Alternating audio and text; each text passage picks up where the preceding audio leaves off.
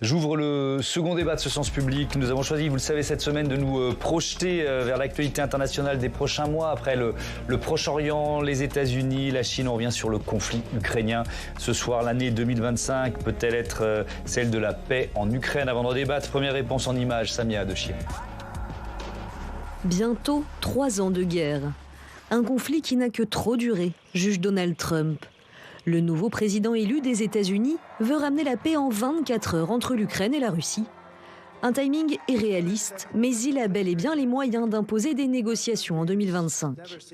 Pour cet ancien ambassadeur de France en Russie, si les États-Unis réduisent leur soutien militaire, Kiev sera forcé de discuter avec Moscou. Ils ont le matériel, les équipements pour pouvoir livrer beaucoup de matériel en même temps et aussi accompagner un flux continu d'équipements, alors que l'Europe n'a pas les moyens, malgré sa mobilisation plus récente, d'accompagner un effort de guerre intense de la part de l'Ukraine. Donc l'Ukraine n'aura pas beaucoup de choix et je crois que Zelensky le sait. Dans ces éventuelles négociations, l'Ukraine ne serait pas en position de force. Depuis l'automne, les Russes ne cessent de gagner du terrain. Moscou dit avancer de 30 km² chaque jour et avoir repris près de 190 localités cette année.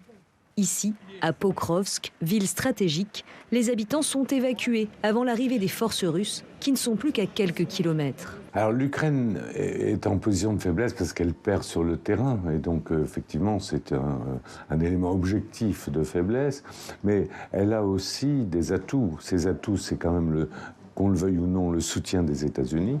Parce que Trump veut la paix et il fera pression sur les Russes. Il va leur faire accepter des garanties de sécurité en béton, en tout cas les plus fortes possibles pour l'Ukraine. En échange de ces garanties de sécurité, le président ukrainien Volodymyr Zelensky envisage désormais de renoncer temporairement à récupérer les territoires contrôlés par la Russie. La Russie qui a déjà fait savoir qu'elle était disposée à négocier avec l'Ukraine. Aujourd'hui, Vladimir Poutine s'est dit prêt à rencontrer Donald Trump à n'importe quel moment. 2025 peut-elle être l'année de la paix en Ukraine? Voilà le thème de notre débat avec Christian Cambon. Bonsoir. Bonsoir. Bienvenue, vous êtes sénateur LR du Val-de-Marne, envoyé spécial du président du Sénat pour les relations internationales. Vera Grandseva, bonsoir. Bienvenue à vous aussi, politologue spécialiste de la Russie et enseignante à Sciences Po. Jérôme Clèche, bonsoir. Bonsoir. Vous êtes enseignant en prospective et stratégie à Sciences Po Paris et auteur de la prospective stratégique. C'est aux éditions Hermann. Évidemment, Sophie Dravinel est restée à mes côtés. On va évidemment ouvrir ce débat par une déclaration de Donald Trump, parce que ce qui change fondamentalement la donne sur ce conflit ukrainien, c'est son retour à la Maison-Blanche. Déclaration il y a 3 jours du futur président. Nous allons parler au président Poutine et nous allons parler aux représentants, à Zelensky et aux représentants de l'Ukraine. Il faut arrêter ça, c'est un carnage. Christian Cambon, la paix version Donald Trump risque-t-elle de se faire aux dépens de l'Ukraine ? Je ne vois pas très bien dans la situation présente comment l'Ukraine ne peut pas perdre à l'arrêt des hostilités dans la situation de faiblesse dans laquelle se trouve ce pays, malgré l'aide des États-Unis et malgré l'aide des pays européens. On voit effectivement que près de 20% actuellement du territoire, je crois que c'est à peu près le chiffre qui est donné par les experts, est sous contrôle des Russes qui progressivement avancent. La Russie paye un prix très important aussi, bien évidemment. Et peut-être du reste, si l'Ukraine avait eu encore les ressources militaires pour une année ou deux, peut-être que les choses auraient changé, mais bien évidemment, la volonté du président élu Trump risque de faire changer la donne assez récemment, puisqu'il a dit que c'était la première chose qu'il souhaitait régler en arrivant fin janvier au pouvoir. Il avait dit « je ferai ça en 24 heures ». Bon, oui, évidemment, ça demandera peut-être quelques jours de plus. on peut. Et puis la déclaration du président Poutine qui donnait sa grand-messe de fin d'année aujourd'hui va aussi dans ce sens, car je crois aussi que la Russie, peut-être on en parlera, paye un lourd tribut à ce conflit. Et notamment économique. Vera Grandseva, qu'est-ce qu'on peut retenir justement de la grand-messe, la conférence de presse annuelle de Vladimir Poutine ? Poutine a évoqué beaucoup de choses aujourd'hui. D'ailleurs, sur le conflit en Ukraine, elle a dit tout sauf contraire, parce que j'ai dû écouter presque intégralement ce qu'il disait. Donc oui, il a dit qu'il est prêt à rencontrer Trump. En même temps, il a dit que la Russie n'est pas intéressée dans les négociations. Il y avait une autre déclaration sur le même sujet. Pourquoi il a justifié ça?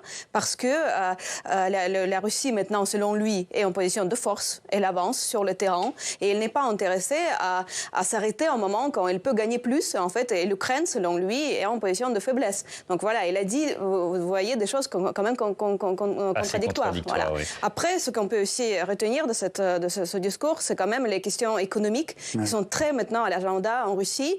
Je crois que la majorité des questions qui ont été posées à Poutine, c'était sur l'économie russe et les problèmes économiques aujourd'hui en Russie. Bon, ça tombe bien, on a un chapitre sur ce thème un peu plus tard dans le débat. La Russie qui revendiquait ce matin la prise de 2 villages dans l'est du pays. On entendait dans notre sujet d'ouverture 30 km² gagnés par jour. En tout cas, c'est ce que disent les Russes. Jérôme Klech, est-ce que c'est surestimé? Est-ce que les soldats, l'armée ukrainienne est aussi affaiblie aujourd'hui qu'on le pense? Non, pour le coup, effectivement, il y a eu beaucoup de propagande autour de ce conflit durant 2 ans. Et il faut admettre que, sans doute que pendant la première année, beaucoup de médias relayaient des informations qui étaient très à l'avantage de l'Ukraine et qui ont peut-être d'ailleurs desservi un petit peu l'Ukraine en présentant une vision très positive, très surestimée. Aujourd'hui, on est revenu à une certaine lucidité et il faut bien reconnaître que le rapport de force est à l'avantage de la Russie sur le terrain et qu'effectivement, la Russie grignote du terrain dans le Donbass, kilomètre carré par kilomètre carré, et qu'effectivement, le temps joue à court terme, et j'y reviendrai, pour Vladimir Poutine. C'est-à-dire qu'effectivement, à court terme, sur quelques mois, compte tenu effectivement de la faiblesse maintenant en termes de troupes, de capacité de l'Ukraine, eh bien, Vladimir Poutine consolide ses gains territoriaux dans le Donbass. Et il n'est même plus question, j'allais dire, de remettre en cause la Crimée. D'où, effectivement, les déclarations du président Zelensky qui serait susceptible de surseoir, effectivement, à ses revendications territoriales. Mais ça dépend de la focale, parce qu'effectivement, à 1 an ou 2 ans près, les considérations économiques, comme le disait la personne à ma droite en Russie, font que la Russie n'est plus en mesure de se moderniser et elle est passée en économie de guerre à 6%, mais en fait elle s'affaiblit considérablement. Alors, elle contourne les sanctions, parce qu'on va vraiment s'y consacrer un peu plus tard dans ce débat. Comment atteindre la paix? Écoutons ce qu'en disait Volodymyr Zelensky. C'était mardi lors d'une conférence de presse commune avec le président polonais Donald Tusk. Nous tous en Europe avons besoin non seulement d'une pause, mais aussi d'une position commune forte de tous les partenaires. Et nous avons besoin d'une paix réelle. Et il rajoute, le plus important, c'est qu'il s'agit d'un type de paix qui peut être atteint par la force. C'est important dans ce que dit Volodymyr Zelensky, atteindre la paix par la force. Ça suppose que l'Europe se substitue, je ne sais pas si c'est possible, aux États-Unis si les États-Unis réduisent les livraisons d'armes. C'est encore bon. Parce que voilà ce que dit Zelensky, il faut qu'on reste fort, quoi. Effectivement, on ne sait pas très bien comment le problème va être pris une fois que Donald Trump va être aux affaires, parce qu'il y a des déclarations qui sont du reste parfois assez contradictoires, ça vient d'être dit.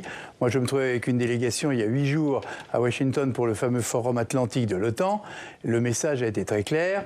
Si vous voulez que les États-Unis continuent à participer à l'OTAN, il va falloir payer beaucoup plus cher.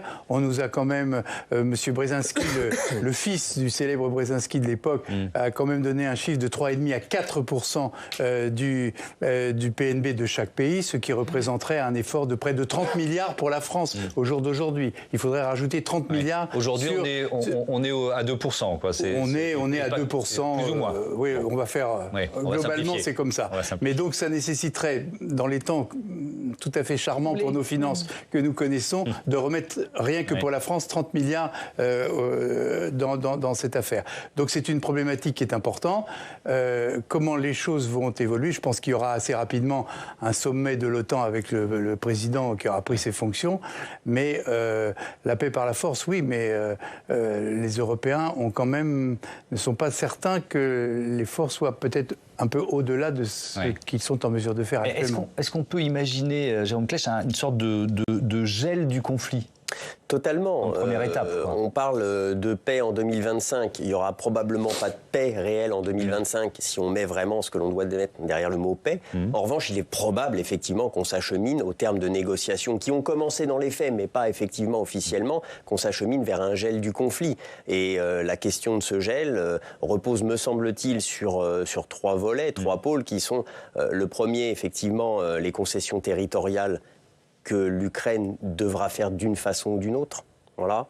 Le deuxième pôle, ça va être les garanties de sécurité que d'un côté la Russie sera susceptible d'accepter et de l'autre, et c'est le troisième pôle, que les Occidentaux seront susceptibles de fournir. Avec, et là le dialogue va forcément se durcir d'une façon ou d'une autre sur le plan transactionnel entre Trump et les Européens, c'est qui fournit ces garanties de sécurité. Trump a dit qu'il ne mettrait pas au pot. Aujourd'hui, Zelensky, le président Zelensky, a quand même réaffirmé que l'Europe ne suffirait pas à assurer ces garanties de sécurité. Et quand on se tourne vers l'Europe, en réalité, on est obligé de se tourner vers les armées capables et volontaires d'assurer cette sécurité. Et donc, il n'y a pas énormément de pays pour le faire. Mais c'est pour ça que Volodymyr Zelensky demande, en contrepartie d'un gel et effectivement de territoires perdus, que son pays intègre l'OTAN. Christian Cambon. Oui, enfin, si vous voulez, le problème est assez complexe parce que ou bien on va vers l'arrêt des combats, c'est-à-dire un cessez-le-feu, ou bien on va vers une solution de paix. Si c'est comme son nom l'indique, le cessez-le-feu, c'est une étape temporaire et ça veut dire que le conflit peut redémarrer parce que je pense que dans la pensée de M. Poutine et de nombre des dirigeants, l'affaire de l'Ukraine ne serait pas réglée dans la situation actuelle. On connaît bien les intentions de la Russie, ce serait un tout autre débat. Mais je pense effectivement qu'il faudra bien sûr faire attention aux conditions dans lesquelles le cessez-le-feu pourrait se mettre en place. C'est la première étape. Il n'y aura pas un traité de paix dans l'immédiat. Bien sûr. Vera Grantseva, il y a cette pression subie par Volodymyr Zelensky de la part de Donald Trump dès aujourd'hui. Mais alors il y a une autre pression qu'il faut peut-être aborder, c'est celle de la population ukrainienne. Comment la population ukrainienne reçoit l'idée de que leur pays entre à une table de négociation, éventuellement perde 20% du territoire ou renonce peut-être temporairement à 20% du territoire. Comment ça s'exprime ça aujourd'hui ? La population ukrainienne, bien sûr, est très fatiguée de la guerre. Ils vivent sous les bombardements pendant 3 ans. Déjà, bien sûr, il y a une fatigue.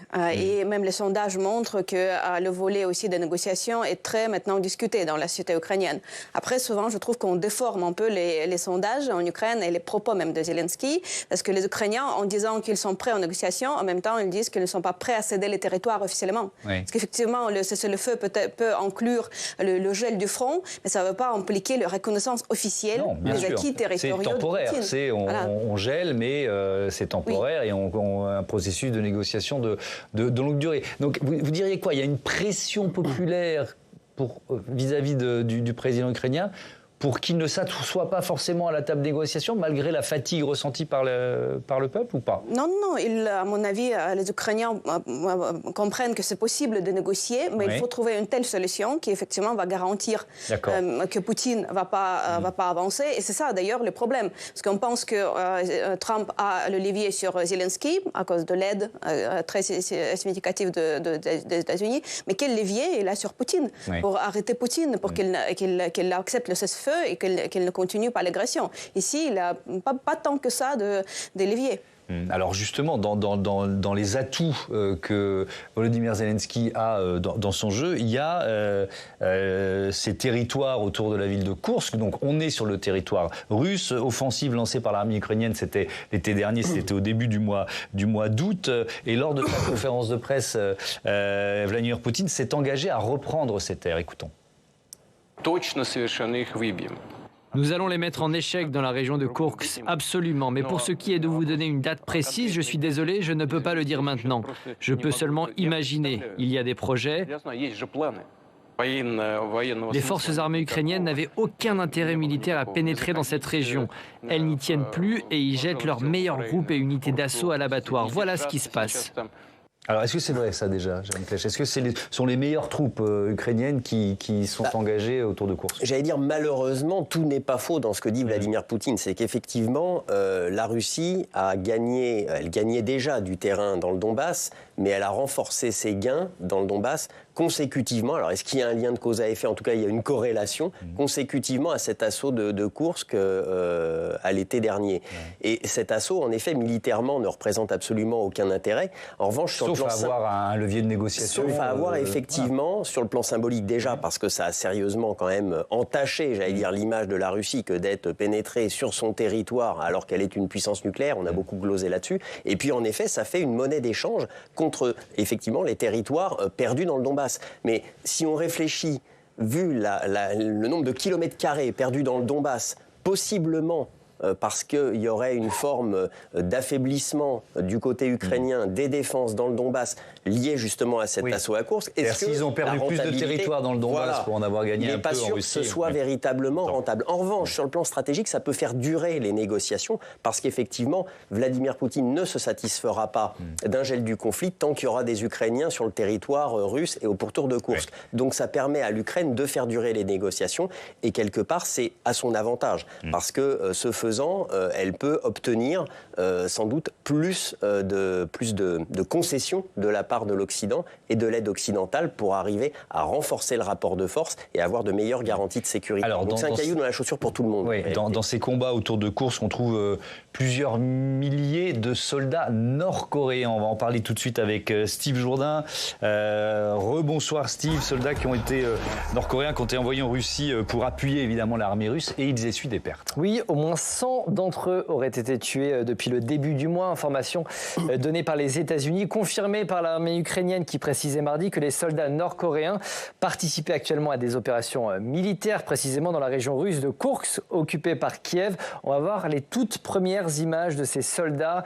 Elles ont été publiées cette semaine par Volodymyr Zelensky sur son compte Telegram. Il s'agirait de soldats qui tentent de se cacher derrière un arbre. C'est un peu flou, mais enfin voilà, c'est ce qui a été publié par la présidence ukrainienne. D'autres images ont également été publiées sur les réseaux sociaux, alors que l'armée ukrainienne pointe du doigt l'implication de plus en plus concrète de Pyongyang dans les combats. Écoutez.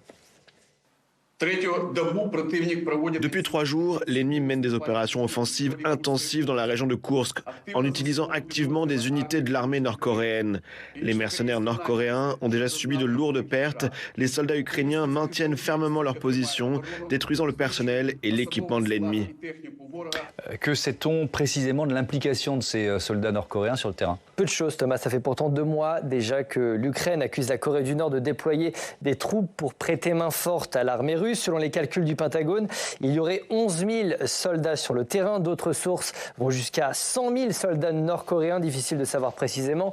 Les services de renseignement ukrainiens affirment que ces troupes font partie des soldats d'élite du régime de Pyongyang. Elles seraient entraînées à l'infiltration, au sabotage des infrastructures et aux assassinats. Oui, et on se demande évidemment pourquoi la Corée du Nord aide ainsi la Russie. L'argent, notamment, Moscou paierait chaque mois $2000 par soldat selon Séoul. Mais c'est aussi un moyen pour la Corée du Nord d'obtenir une aide en matière de technologie militaire. La Russie apporterait ainsi, selon l'OTAN, un soutien au programme nucléaire du régime. Et puis inversement, Thomas, pourquoi la Russie a besoin de la Corée du Nord dans sa guerre contre l'Ukraine? On va voir ces chiffres actuellement.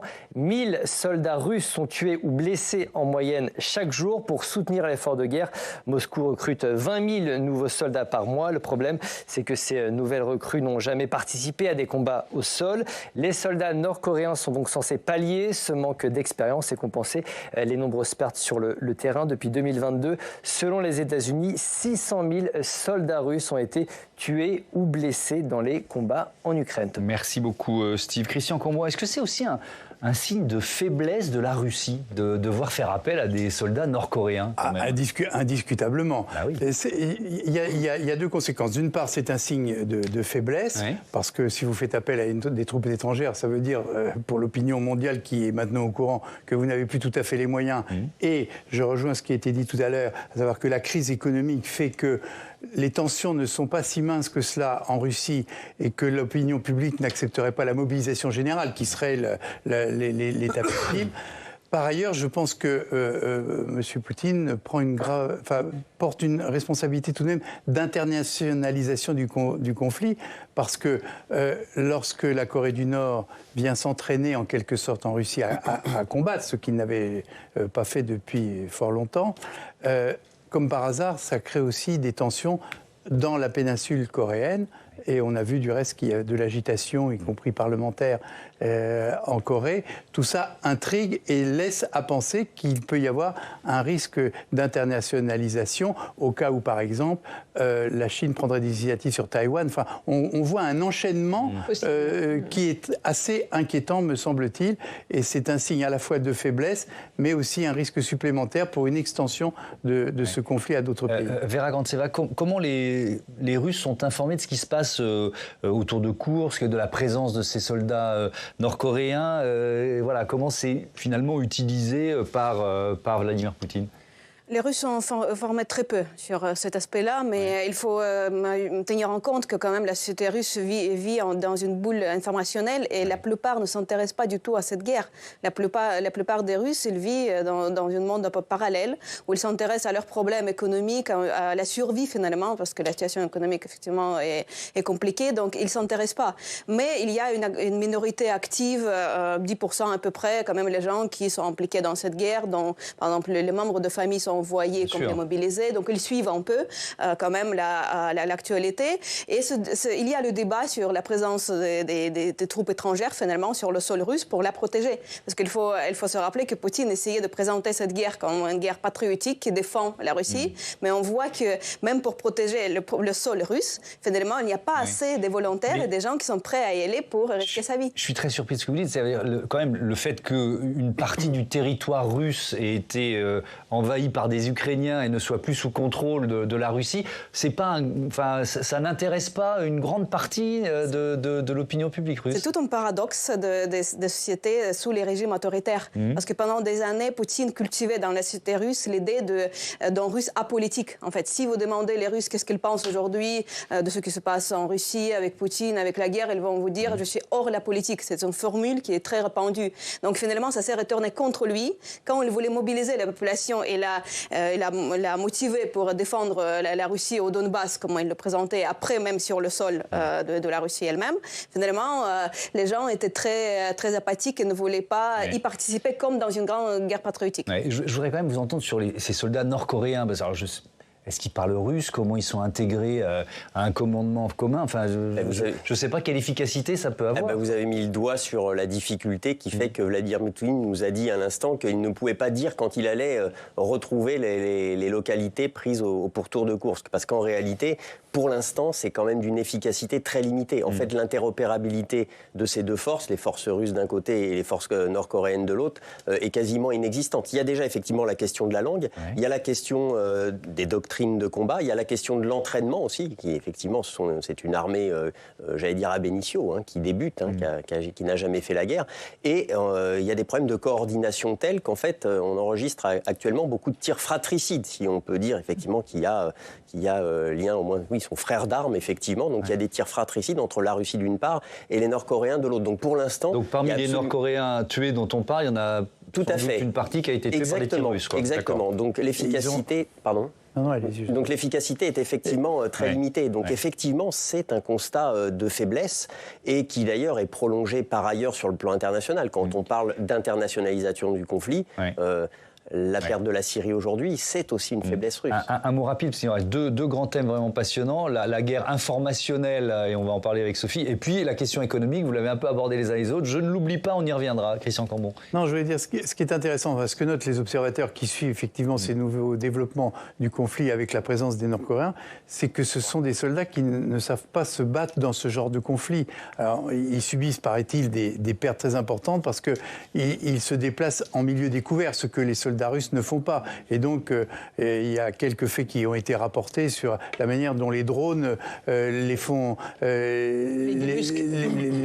attaquent et avec des pertes très importantes parce qu'on n'a pas dû leur apprendre comment tout ça se passait. En plus, c'est pas le même climat, c'est pas la même langue. Enfin, vous voyez, il y a énormément de difficultés. C'était une décision qui est assez étonnante et dont il faut tenir compte tout de même. Le destin de ces soldats nord-coréens qui vivent dans une des pires dictatures depuis leur naissance et qui se retrouvent à aller mourir dans un pays qu'ils ne connaissent pas et sur un terrain qu'ils ne connaissent pas. Bref, on va parler avec vous, Sophie, d'un autre thème très important, la guerre informationnelle. Elle se déroule sous nos yeux, Thomas, sur nos écrans, c'est de l'ingérence numérique. Si l'axe d'influence sino-russe est identifié, la riposte engagée, la vigilance reste de mise, en France en particulier. Il faut écouter le ministre des Affaires étrangères démissionnaire, Jean-Noël Barrot. Thomas, d'ailleurs, il a lancé des alertes devant la commission des Affaires étrangères de l'Assemblée mercredi. Ce mercredi, il a en effet appelé les créateurs de contenu comme leurs abonnés à la plus grande vigilance sur ces menaces qui pèsent sur notre débat public. Alors, les influenceurs sont-ils toujours de plus en plus influencés. Selon l'édition du Monde du 18 décembre, renseignée par le renseignement français, plus de 2000 producteurs de contenu européens auraient été contactés par le Kremlin. C'est en 2022, mais c'est encore aujourd'hui, pour diffuser du contenu pro-russe. Une vingtaine d'entre eux, dont 9 Français, auraient accepté le marché. Oui, et c'est pas simplement, c'est pas une influence mineure, quoi. Non, pas du tout. Parce que des élections récentes en Europe nous en ont donné la preuve, en Moldavie et évidemment en Roumanie. Là-bas, l'opération de déstabilisation de l'élection présidentielle du 24 novembre dernier a fonctionné. Elle a débouché sur l'annulation du premier tour du scrutin. Des vidéastes sur le réseau social TikTok avaient été rémunérés pour diffuser massivement des vidéos favorables au candidat nationaliste Călin Georgescu, soutien du maître du Kremlin, et arrivé en tête par surprise. La Roumanie a ensuite accusé un acteur étatique, message sibyllin tourné vers la Russie. Et la Commission européenne ?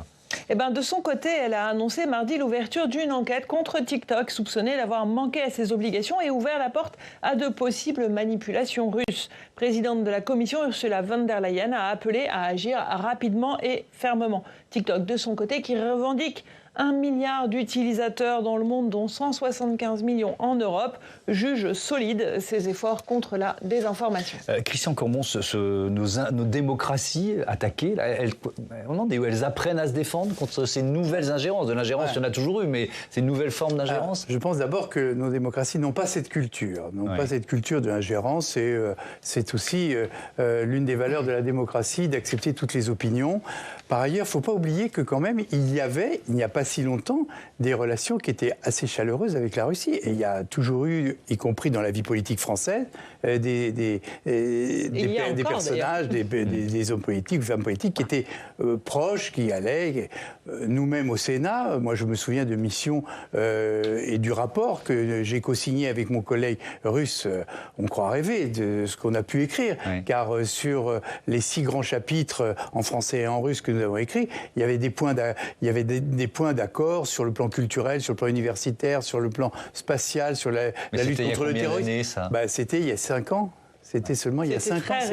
C'était tout à fait récent. Et il y avait une relation, et donc il y a toujours eu, entre la France et la Russie, j'allais presque dire de manière historique, des relations. Ce qui fait qu'il n'y a pas non plus, il n'y a pas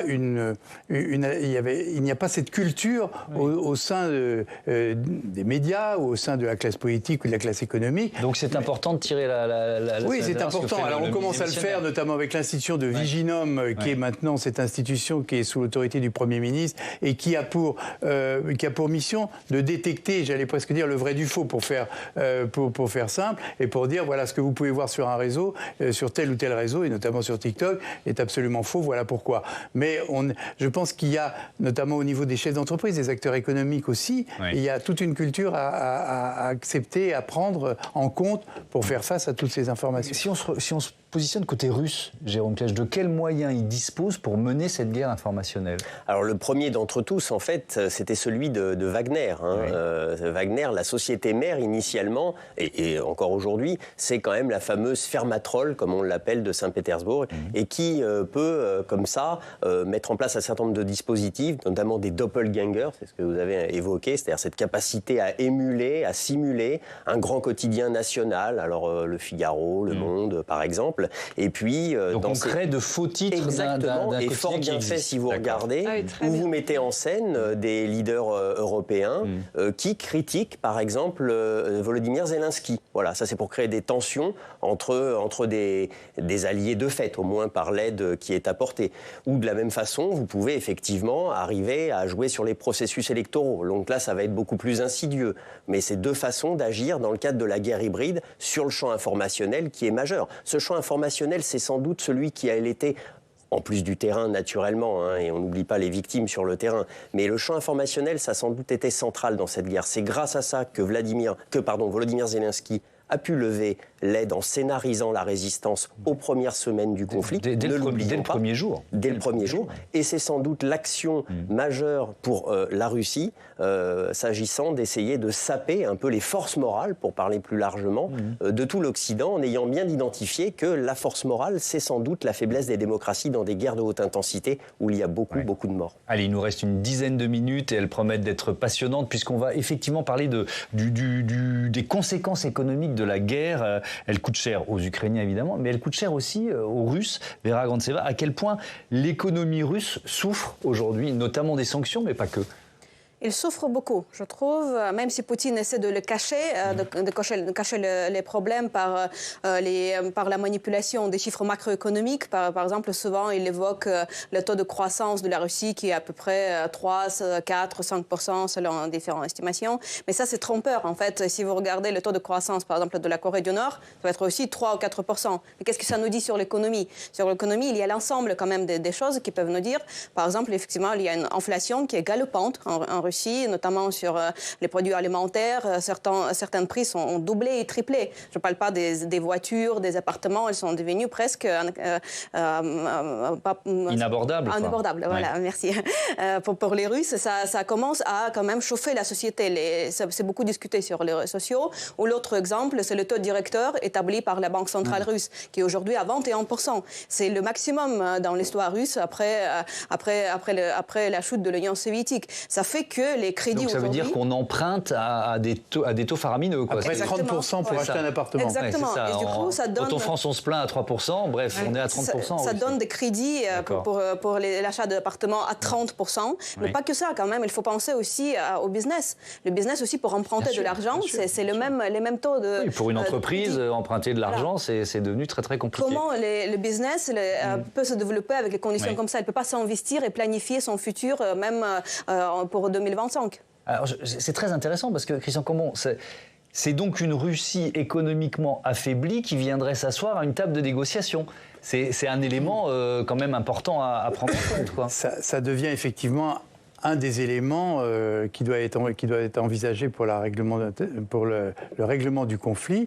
Je pense effectivement que les conséquences de la crise... D'abord, il y a les sanctions. Il ne faut pas oublier aussi qu'il y a beaucoup de sanctions qui... Mais on a dit qu'elles étaient peu efficaces ou pas efficaces. C'est pas vrai ?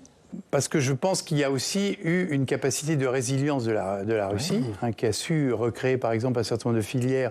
Souvenez-vous, lorsque les premières sanctions sont tombées, notamment sur l'agriculture, qui a beaucoup pénalisé nos agriculteurs français, la filière de la pomme, la filière aviaire, etc., eh bien, des filières de production se sont créées à partir de moyens qui n'existaient pas à l'époque. Donc, ça a provoqué, si vous voulez, quand même un moyen de résistance par rapport à ces sanctions, mais elles finissent par provoquer un certain nombre de conséquences très lourdes, et y compris maintenant sur tout ce qui concerne l'industrie de l'armement, parce qu'il y avait aussi des échanges qui intervenaient entre les pays sur les pièces les plus sensibles. Tout ça est absolument coupé. Oui. Bien sûr, ça crée des conséquences très lourdes. Vous l'avez évoqué tout à l'heure, Jérôme Klech, sur la temporalité. C'est-à-dire que la Russie peut-elle, économiquement, supporter une nouvelle année de guerre, une année supplémentaire de guerre? C'est difficile à dire. Une année ou 2 années, c'est difficile à dire. Mais en revanche, ce qui est certain, c'est que les sanctions économiques ont été efficaces, sont efficaces à moyen long terme, s'agissant de la modernisation de l'économie russe, qui est impossible. Et en effet, l'économie de guerre russe fonctionne parce qu'elle a réussi à contourner les sanctions sur les approvisionnements directs en semi-conducteurs notamment, grâce à l'aide chinoise, grâce à l'Azerbaïdjan. Mais ça veut dire qu'il y a des pans entiers d'activités qui sont en sommeil. Il faut imaginer ce que ça signifie, alors là peut-être plus à moyen et long terme. Exactement. Pour l'économie russe, l'affaiblissement. Et donc cette capacité, cette résilience, en fait, cette capacité à revenir à une situation hantée et à reprendre son évolution telle qu'elle aurait dû la connaître s'il n'y avait pas eu les sanctions, s'il n'y avait pas eu la guerre, avec une partie effectivement des ressources qui sont accaparées par la guerre, c'est quand même 6%. Voilà, donc on est déjà en économie de guerre en Russie. Eh bien tout ça, ça grève évidemment le futur. Si vous adjoignez à ça en fait le contexte international qu'on a évoqué, et qui est lié aussi, cette capacité en fait à venir en aide à son allié syrien, et donc la perte des mers chaudes, l'accès aux mers chaudes. Si vous ajoutez les 1000 voire 1500 km de côte otanienne en plus que la Russie, si je puis dire, a gagné dans ce conflit-là, en réalité, vous ajoutez la donnée économique, la Russie à l'échelle des 2 ans, a perdu cette guerre. Oui. Et c'est une focale qui n'est pas du tout, j'allais dire, détournée. En réalité, le Donbass, les quelques centaines de kilomètres carrés qu'elle a gagnés dans le Donbass, par rapport à l'état de fait de 2014, lui coûte ces 3 éléments otaniens en termes d'alliés dans les mers chaudes en Syrie, et puis effectivement son économie qui est en berne, comme ça a été fort bien rappelé. On est, Vera Gantseva, dans un pays alors autocratique ou dictatorial, donc il n'y a pas ou peu de manifestations, mais est-ce qu'il y a quand même, voilà, face à cet affaiblissement, face à cette économie de guerre qui prend de plus en plus de place, voilà, des signaux de grogne, ou de révolte populaire, ou alors ça n'existe pas parce qu'il y a cette bulle informationnelle dont vous parliez tout à l'heure?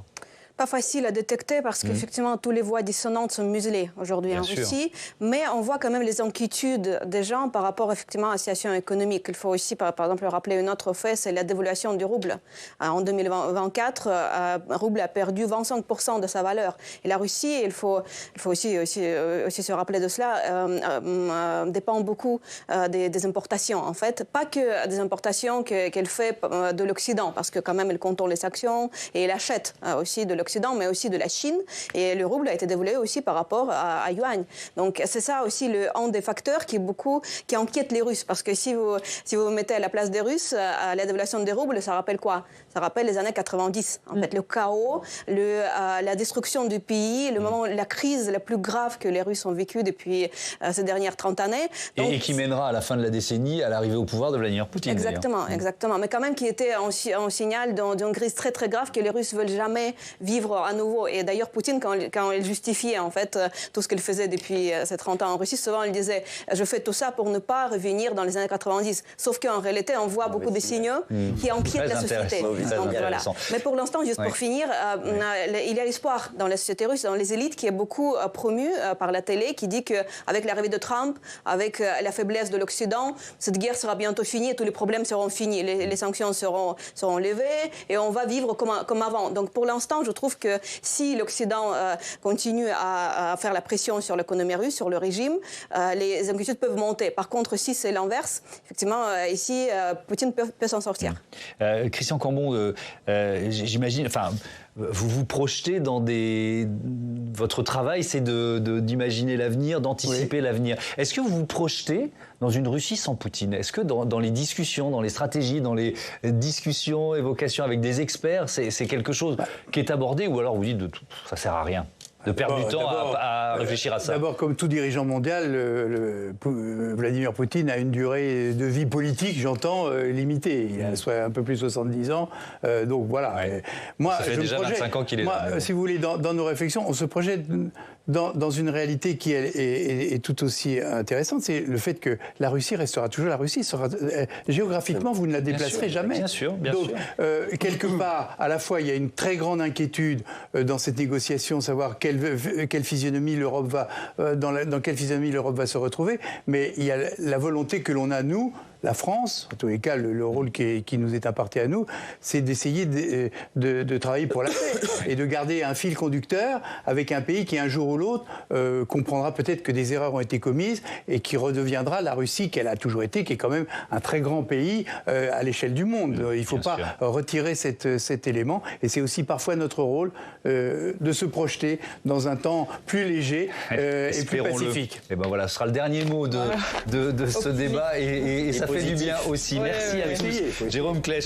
C'est Noël. Voilà, la prospective stratégique publiée aux éditions Hermann. Merci à tous encore une fois. C'était la dernière émission en direct de cette année 2024. Je voudrais remercier toutes les équipes techniques et éditoriales de Public Sénat. Un merci tout particulier à Perrine Tarnot, la directrice de l'information, et puis à l'équipe de Sens Public, Elsa Dariola, la rédactrice en chef, Aude Fauvel et Louis Heinrich, chargés de la programmation, Zoé Mikonda, notre stagiaire talentueuse.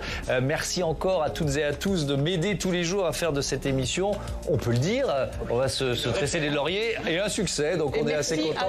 Merci à vous, Thomas. On est assez content de le dire. Voilà, merci encore d'y participer régulièrement. Demain, votre rendez-vous dans la matinale, Lauriane Montini reçoit le philosophe Pierre-Henri Tavoyot. Merci encore à toutes et à tous de votre fidélité et à l'année prochaine.